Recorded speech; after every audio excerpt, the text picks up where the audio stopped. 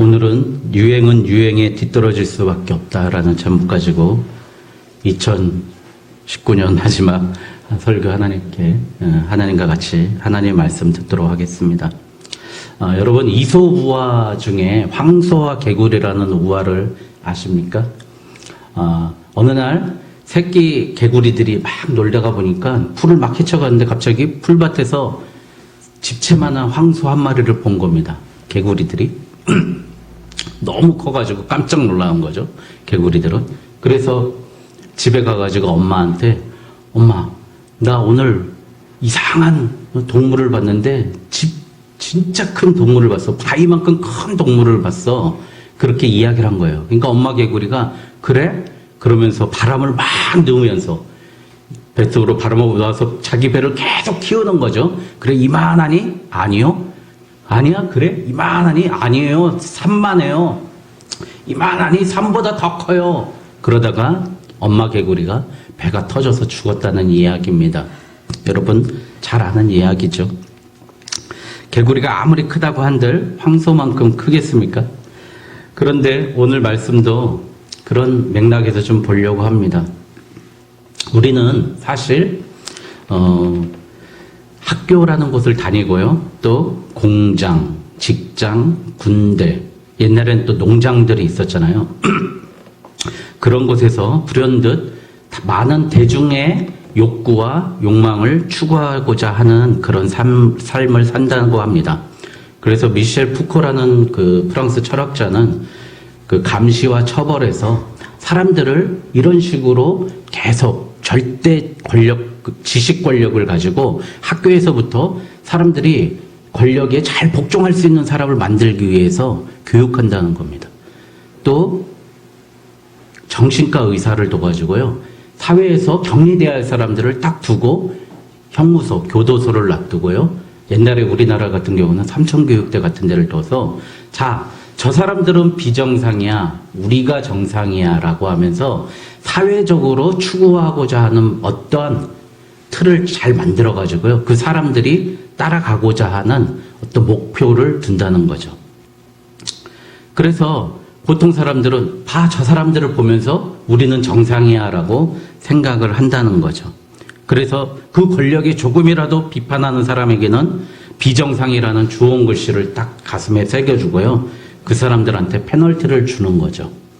어쩌면 우리도 불현듯 지금 인터넷이라는 것, 뉴스와 TV라는 곳에서 이런 사회와 가정에서 하나님이 바라는 사람이 아니라 세상이 바라는 어떤 사람이 되려고 자기 배를 키워가다가 자꾸 터져서 실패하고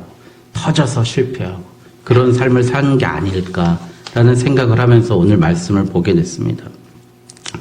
여러분 야곱이 나왔을 때 가장 아름다운 모습이었는데 오늘 야곱은 에서가 되고 싶었습니다. 자, 생각해 보세요. 일개 부족장인 이삭이 26장에 보면은요, 블레셋이라는 거대한 나라와 상호 불가침 조약을 합니다. 너희 너무 강력하기 때문에 우리 이제 싸우지 말자. 한 개 나라와 이삭이라는 부족장이 불가침 조약을 해서 싸우지 말자라고 해버립니다. 그러면 이삭이 얼마나 돈이 많은지 알겠죠. 얼마나 부자인지 알겠죠. 한 개 나라가 조약을 할 정도면. 그런데 이제 이삭이 자꾸 오늘 이 말씀에 나올 때는 135세 플러스 마이너스였습니다. 135세가 돼서 이제 후계를 장자권을 물려줘야 됩니다. 옛날에 팥죽 속여서 팔아먹어서 장자권 먹은 건 자기들끼리 얘기지 실질적으로 아버지가 장자권을 주지는 않았습니다. 그런데 사람들에서 이런 얘기를 합니다. 야곱 잘 봐봐. 에서는 봐봐. 이방 여자들하고 결혼하잖아. 하나님의 말씀 어기잖아. 걔가 어떻게 가업을 승계받아. 그치? 네가 해야 돼. 네가 장자 돼야 돼. 네가 에서 돼야 돼. 빨리 그 모든 재물과 권력과 힘 가지려면 네가 에서를 밀치고 네가 승계를 받아야 돼. 우리 옛날에 태종 이방원과 같은 사람이었습니다. 그런 이야기가 있었다는 거죠. 결국 이렇게 되고 하니까 사람들의 이야기를 듣다 보니까 또 어머니 리브가 있잖아요. 리브가의 입장에서 보면 야곱은 아픈 손가락이에요.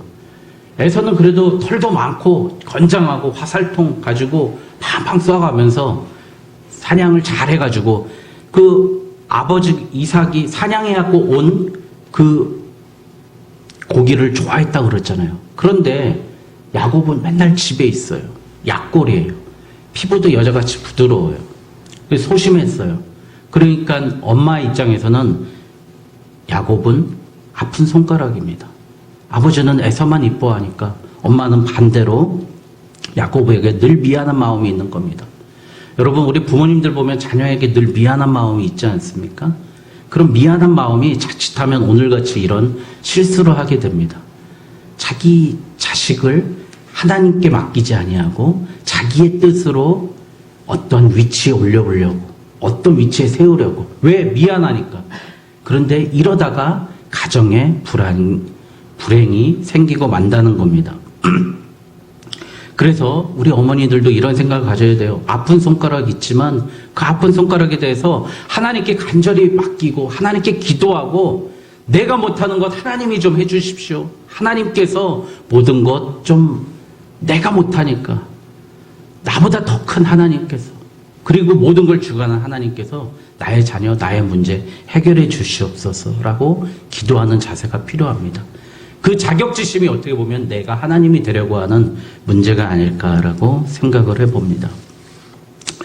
자, 1절에 보니까요. 이삭이 나이가 많아 눈이 어두워 잘 보지 못했다고 합니다. 여러분, 성경에서 눈이 어두워졌다는 것은요. 단적으로 생리적인 눈이 어두웠다는 얘기가 아니에요. 영적인 눈이 어두워졌다는 겁니다. 자, 이스라엘 법상으로는요. 자기가 내가 살면 몇 살을 살을까 생각해 보니까 그 자기의 평균 연령에서 10살 전에 죽기 10년 전에 장자권을 승계해 줍니다. 그런데 이삭은 이 장자권을 승계하고 나서도요 40년을 더 살아요. 그러니까 벌써 자기 인생에 대한 긴 여정에 대한 통찰이 없었던 거예요. 그래서 그가 175세인가 그때까지 살게 됩니다. 이삭은. 자, 그리고 눈이 공식적으로 장자권을 승계하려면 어떻게 해야 되죠? 자식들을 다 모으고 종들도 모으고 또 공중도 하고 그러면서 장자권을 승계해야 되는데 그냥 에서 불러가지고 에서야 내가 너 축복해 줄 테니까 고기 좀 잡아라 몰래 얘기해가지고 장자권을 주겠다고 합니다. 여러분 이러니까 벌써 리브가에 의해서 리브가 플러스 이삭도 벌써 불행의 씨앗을 만들고 있는 겁니다. 영적인 눈이 어두워서 그런다는 겁니다. 결국 이 사건으로 가정은 무너지고 이산가족이 되고 맙니다. 야곱은 쫓겨나고요. 에서는 에돔 족속이 돼요. 에돔 족속은 뭐예요? 지금의 요르단 지역에 있는 백성들인데요. 맨날 이스라엘 딴지 거는 족속입니다. 그리고 맨날 발등과 반목으로 하고요. 야곱은 쫓겨나서 광야로 또 삼촌 라반의 집에서 고생하게 됩니다. 여러분, 오늘 이 행위가 과연 야곱이 염소털을 뒤집어 쓰고 내가 에서입니다 라고 해서 아버지의 장자권을 받았다고 합니다. 그게 바로 야곱과 리브가의 행동이 옳은 행동일까요? 어쩌면 에서가 더 옳은 행동을 했습니다. 순종한 것은 아버지께 순종한 죄밖에 없는 에서에게 결국 에서에게는 아버지의 저주가 39절에 나오게 됩니다. 39절에 보니까 내 주소는 땅이 기름짐에서 멀고 내리는 하늘 이슬에서 멀 것이며 너는 칼을 믿고 생활하겠고 내 아우를 섬길 것이며 이미 저주를 하게 됩니다. 이삭은. 어쩌면 신앙적으로 윤리적으로 결코 좋지 못한 행동을 한 건 리브가와 야곱입니다. 어쩌면 우리 상황도 비슷한 상황에 놓여 있지 않을까요?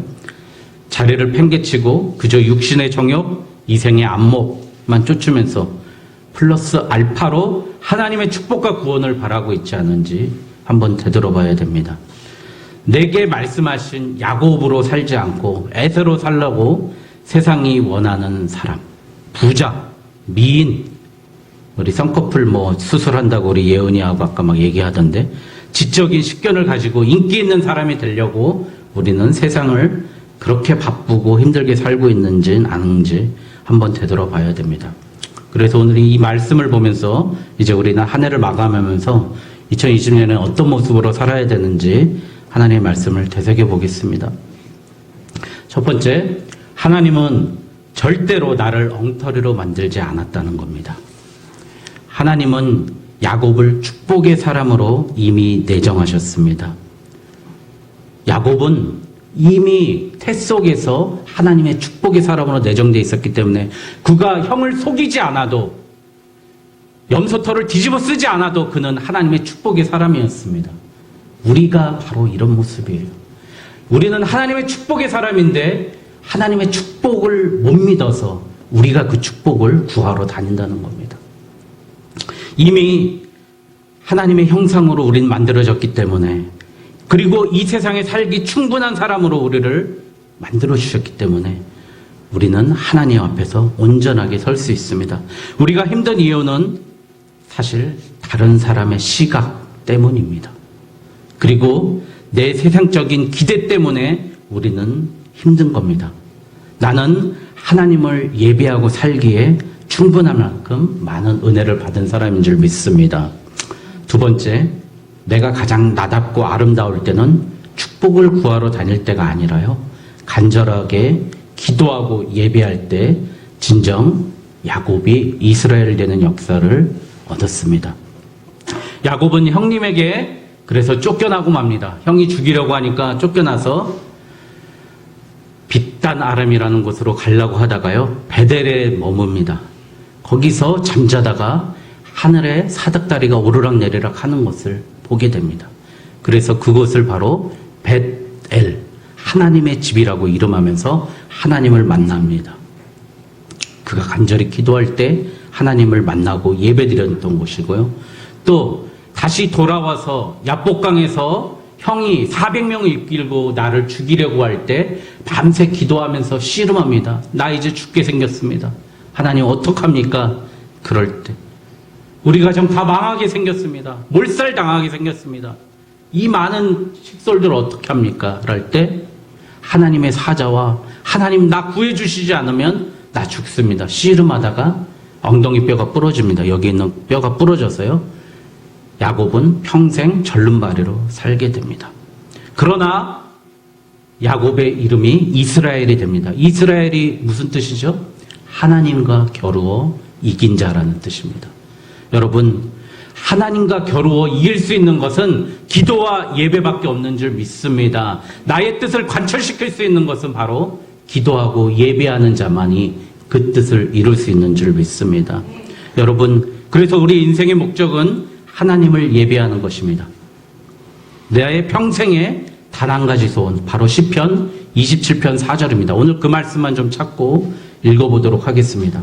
여러분, 이 말씀을 좀 외우시고요, 한번 기도하면 좋겠습니다. 기도할 때 이 말씀 먼저 암기하고 암송하고 기도했으면 좋겠습니다. 시편 27편 4절 다 같이 읽겠습니다.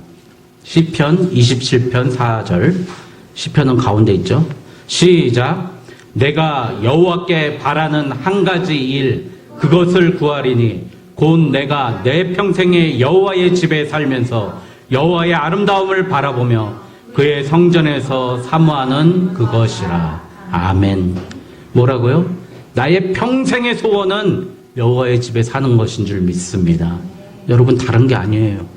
하나님 우리 창조하신 목적이 부자 되라고 창조하신 게 아니라요, 여호와의 집에서 여호와를 사모하는 게 나의 평생의 소원인 줄 믿습니다. 그것이 정리되는 사람이 진정한 야곱으로 살 수 있는 사람인 줄 믿습니다. 여러분, 이 말씀이 우리 삶의 목적, 기준이 되길 원합니다. 우리는 예배드릴 때 가장 아름답고 내 자신의 모습을 찾을 수 있습니다. 이제 우리가 에서되는 싸움 그만해야 됩니다. 그리고 야곱되는 싸움을 해야 됩니다. 저는 최근에 우리 교회를 보면서 참 감사한 거는 자꾸 예배드리는 모습에서, 봉사하는 모습에서, 헌신하는 모습에서 정말 그분은 이 자리에 있어야 될 사람이구나 라고 생각이 들어서 너무 감사합니다. 정말 그분이 세상에 있을 때 너무 안 어울려요. 근데 이 자리에서 드럼 치고 키보드 치고 율동하고 기타 칠 때 가장 아름답고 그 사람다운 그런 모습이라는 걸 배우게 됩니다. 여러분, 나를 가장 나답게 만드는 건 주님의 성전에 있을 때 내가 나다워지는 줄 믿습니다. 여러분, 그래서 세 번째, 나의 저주는, 나에게 있는 아픔과 슬픔과 저주와 환난과 핍박은 이제 예수님께 맡기고 축복의 사람이 되시기를 주님의 이름으로 축원드립니다. 13절에 보니까요, 같이 읽을까요? 창세기 27장 13절. 어머니가 그에게 이르되 내 아들아 너희 저주는 내게로 돌리리니 내 말만 따르고 가서 가져오라. 다시 한번 찾았으면 한번 읽을까요? 27장 13절 시작. 어머니가 그에게 이르되 내 아들아 너희 저주는 내게로 돌리리니 내 말만 따르고 가서 가져오라. 여러분, 우리 예수님의 마음이 바로 이 마음입니다. 나에게 있는 저주스러운 모든 죄악, 형을 속이던, 팥죽으로 속여먹던, 라헬을 좋아하는데 레아를 얻어서 항해했던, 어쨌든 그 속임수의 대부, 속임수의 아버지 야곱이 그 저주를 어머니가 이렇게 얘기합니다. 내게 맡기고 그 저주는 내가 감당할 테니까 너는 내 말만 따르고 가서 축복을 가져오라고 합니다. 여러분, 우리의 아픔과 어려움, 여러분 그것들 예수님께서 우리의 사망 권세 모두 물리치시고 이 땅에 오셨습니다. 그 아버지를 속이고 형을 속인 죄악도 결국 예수님께서 십자가를 져 주셨습니다. 결국 그 사건으로 야곱은 평생 절름발이로 살고 험악한 인생을 삽니다. 그러나 그에게는 이스라엘이라는 이름을 주셨다는 겁니다. 여러분, 문제는 뭐냐면은 하나님은요, 나를 사랑하신다는 겁니다. 나를 창세전부터 택정하시고 사랑하시고 나에게 축복을 예비하고 계시다는 겁니다. 괜히 설쳐서 야곱처럼 고생하지 않고요, 하나님의 전에 있으면서 사모해야 됩니다.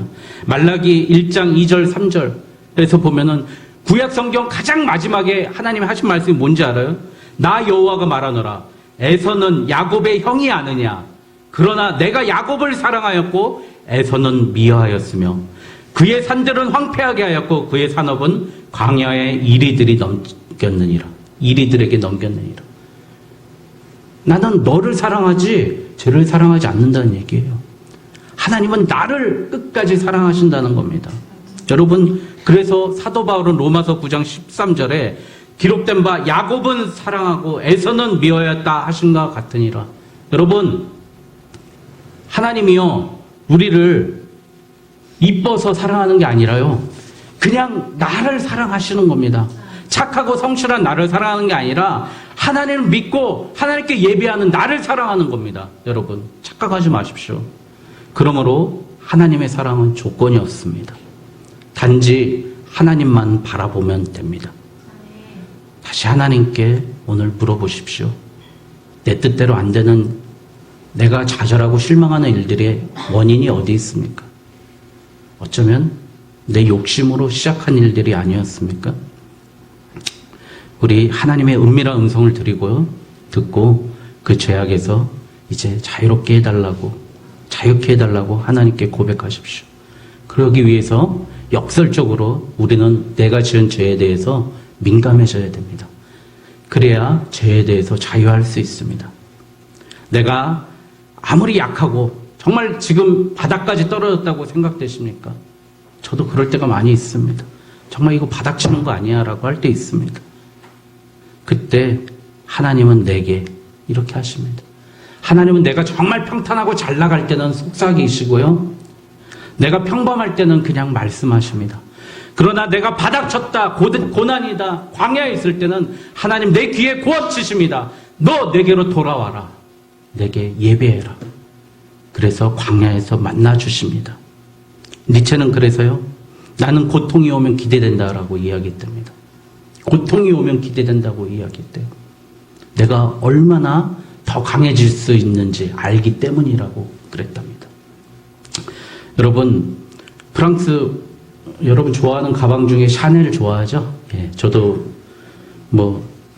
가짜만 써본 것 같아요. 샤넬 향수 있나요, 우리 집에? 그 사람이 이런 얘기를 했답니다. 유행은 유행에 뒤떨어질 수밖에 없게 만들어진다. 유행은 유행에 뒤떨어질 수밖에 없게 만들어진다고 했답니다. 여러분, 우리가 아무리 유행을 쫓아간다라고, 세상의 철학을 쫓아간다라고, 사람들이 원하는 걸 다 가지려고 한다 한들, 그것은 뒤떨어진 욕심이고 유행이 지난 우리의 욕망인 수밖에 없다는 이야기입니다. 우리가 쫓는 것은, 세상에 쫓는 것은 다 썩어지고 없어질 것이라는 겁니다. 하늘로부터 하나님께서 주시는 말씀에 귀 기울이며 이제 내가 진정한 야곱 되기 위해서 사십시오. 우리 라비 제커라이어스라는 무신론의 진짜 얼굴이라는 책을 쓰신 분이 이렇게 얘기했습니다. 우리가 무엇보다 먼저 추구할 대상은 바로 하나님이어야 하며 그래야 부수적으로 추구하는 다른 모든 것들이 제 자리를 찾게 된다고 합니다. 오늘 2019년을 마무리하면서 저와 여러분 이제 하나님과의 나와의 관계에서 내 이름으로 하나님, 이경재 여기 있습니다. 나의 모든 것을 받아주시고 내가 이제 하나님이 바라보기에 가장 아름답고 멋있는 사람으로 하나님께 지음받은 형상으로 살겠습니다. 결단하는 저와 여러분 되시길 주님의 이름으로 축원드립니다. 기도하겠습니다.